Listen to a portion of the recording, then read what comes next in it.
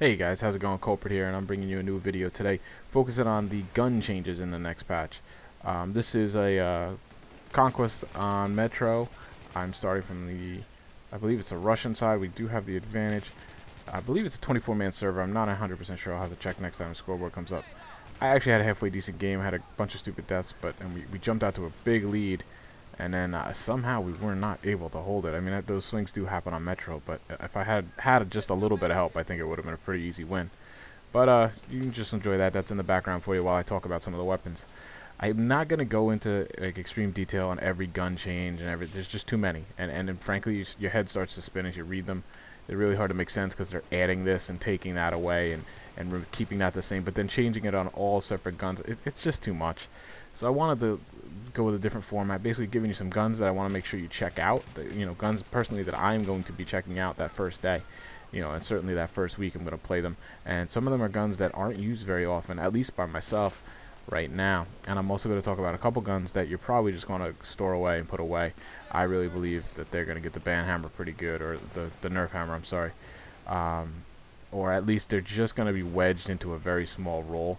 And if you know anything about me, you know I love the M16A3 because of its versatility and how it's able to be used in all situations.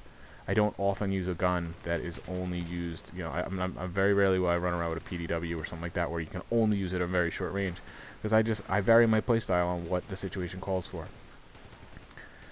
So first, the majority of the guns saw buffs of one kind or another, and a lot of them look pretty good on paper, honestly. It just shows you that there was a couple guns that were, I hesitate to say overpowered because I don't really believe that. But there was definitely, a cluster of like 5 guns that were much better than the rest, okay? This patch seems to be making an effort to bring the rest of the guns up to those guns. They are nerfing some of them, but overall as a patch, they're trying to buff the other ones. They're just trying to make the other guns more attractive. Now, when you compound that with all the attachment bases, or changes, I'm sorry, it's hard to really predict what is going to be a good gun. So I'm just going to focus on the guns themselves. Some of these nerfs could probably be, rectified with a certain attachment, things like this. It's just too complicated to go into on a quick little video. So this is just specifically talking about a stock gun. From what you do with it from there, with the attachments, that's up to you. And that's more to fit your play style. I will do a video on the attachments following this one. See, I'm trying to break them up into smaller videos for you. I won't be talking about sniper rifles, as I just never use them, so I'm not knowledgeable enough. I don't wanna come across as a phony trying to tell you what sniper rifle to use. I don't even know what a good sniper rifle is right now. I know which ones kill me a lot, but I don't know that I fired a single bullet from a sniper rifle, to be quite honest with you. So let's get into the guns I want to check out, or guns I recommend you check out. And by that I just mean, hey, pick them up, see how they feel. They've gotten some good buffs, but I don't know how that's going to translate into the game. I don't know how that's going to affect their actual recoil patterns. It could just not be to your taste. That's what it is. You see in the video here, I'm using the AK-74M. The gun's not great right now, but it is on my list as one of the guns to check out.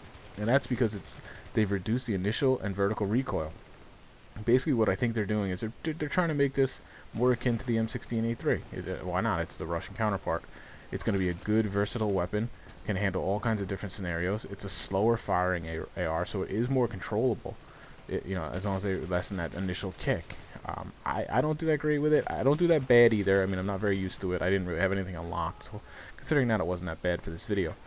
The L85A2, you've seen me doing my road to that video there. There's obviously a reason. I believe this gun could be a top 5 gun after this patch. Just what's on paper. They've increased the accuracy. They've reduced the muzzle drift, and that's one of the biggest things for me with that gun. One of my biggest annoyances. This thing should be a laser.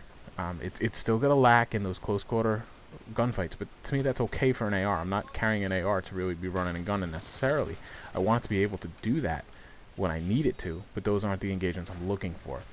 The Scar H, they are increasing the damage at max range and increased the max range overall.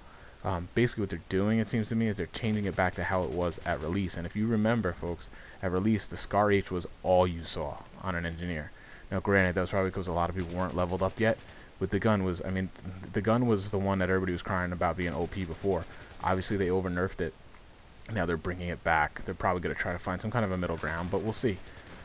The SG553, this is the engineer weapon that you unlock through co-op later on. It's nothing remarkable now. Most people don't even bother unlocking it, I think. But what they're doing, it's not a bad gun. It's just not worth the effort, frankly. Reduce the initial recoil and vertical recoil. This, in my opinion, could be a monster carbine now. I mean, it's already a good all-around gun. It's got a good clip, good recoil. It's just, I mean, it doesn't do anything remarkable right now. So like I said, most people don't even bother unlocking it. But with this, reduced recoil and, initial recoil and vertical recoil, now you maybe possibly throw a grip on it or something to reduce the horizontal recoil. This thing could be really good, so definitely give it a look. To go to the LMGs now, the M60, it's not one of my personal favorites. I mean, it's super, super powerful, but it was just so hard to control. It's just not a personal favorite of mine. I know some people might differ with me. I don't know. But what they reduced the initial recoil and increased the damage at all ranges. So basically, they made it even more powerful. And now you can possibly more accurate. At the least, it's going to be a little easier to handle. Which, that's what this gun really needed. It's just got so much of a kick. It's really hard to handle. Keep in mind, though, they are definitely pushing LMGs to not be running guns. They are really trying to force you to use a bipod with these things, with all the other patches introduced. So when I say check out the M16, I don't mean use it how you've traditionally used it thus far. I don't know how much running gun you're really going to be able to do with LMGs after this patch. That remains to be seen. It's clearly a way they don't want you to be playing, so keep that in mind. The AS Val, they reduced the first shot recoil, but they increased the vertical recoil overall. They've also increased the magazine size, so this could be a good longer range PDW, but we gotta see how that initial recoil is. The P90, they reduced the initial recoil. Now burst fire is a more viable option for it with the recoil change. This could be a really great running gun type gun, with that big magazine. It's a PDW, so it's quick to move. Now, if you could possibly burst fire at medium range, it could be really good. The UMP, the reduced accuracy loss during full auto, and it hits hard, and it does have what recoil it has is fairly controllable.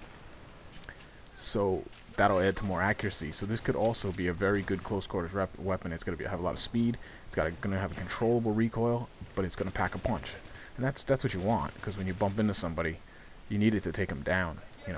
Now. That's my list of guns I want to check out initially.